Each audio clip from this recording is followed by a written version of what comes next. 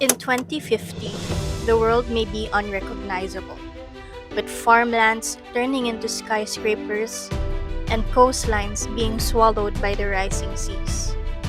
Driven by climate change and global warming, rising temperatures scorches cities and wither the flourish fields. Forests will turn into deserts, rivers will run dry, and skies will be thick with pollution. At the heart of it all, agriculture will suffer as droughts dry up rivers, floods wash away fertile soil, and unpredictable weather destroys crops before they can even grow. As agriculture fails, food will become scarce. Farmers will fight against forces that they cannot control, and the environment will further spiral into crisis.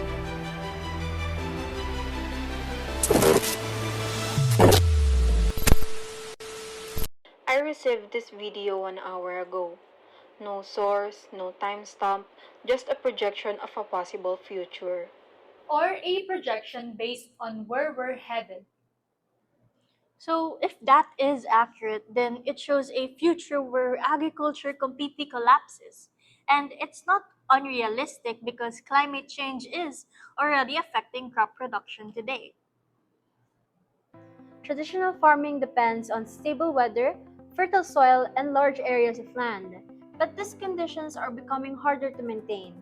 So, if we continue like this, that future becomes possible. Then we need a system that can last, a system that can withstand unstable conditions. We could try planting in a different way. Have you heard of vertical farming? Vertical farming is a modern method of growing crops using a range of cultivation methods. Vertical farming helps to maximize space efficiently as plants or crops are stacked in a layers either on shelves or across multiple floors of a building with one or more growing layers on each level. So, how exactly does vertical farming work? Vertical farming works by relying on a soilless techniques where plants are growing in a nutrient-rich water instead of soil or hydroponics, fine mist spray or aeroponics, and with the use of fish waste or aquaponics, which are all controlled in an indoor environment. To provide sunlight, LED lights were applied to act as artificial sunlight, while sensors were used to monitor and regulate the temperature, humidity, and carbon dioxide, and the water supply to help the plants grow efficiently and to maintain a pest-free yield year-round.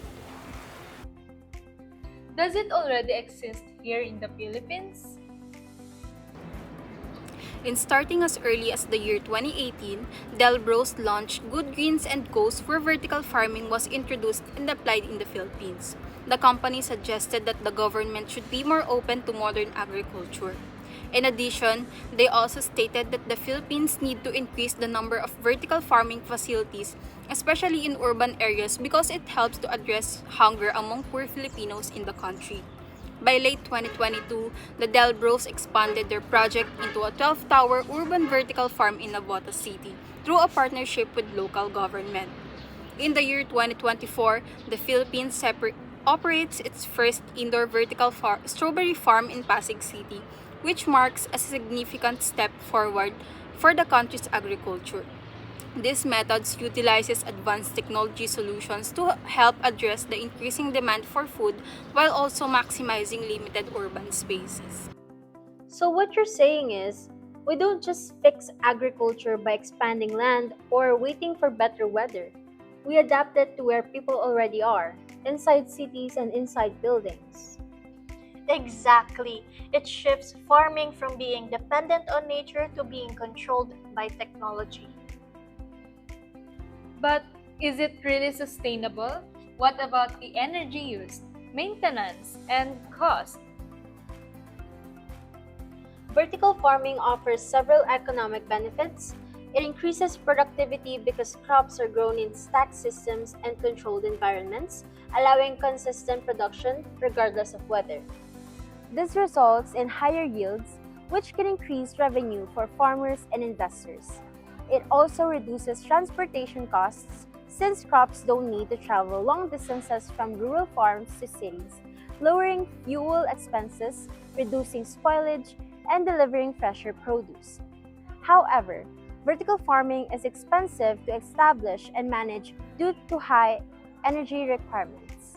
Okay, in response to that, lower cost options like small scales or DIY vertical farms can be considered. People can build systems using plastic bottles, pipes, or even wooden shelves with hydroponics. So this makes production cheaper while maximizing space and water use. But beyond profit, how does this affect people? Well, vertical farming improves land use efficiency because crops can grow in multiple layers within the same space. And this results in significantly higher yields compared to traditional farming. So we can grow more food without needing more lands. Yes, according to our research, this increased productivity helps meet the demands of rapidly growing populations, especially in urban areas.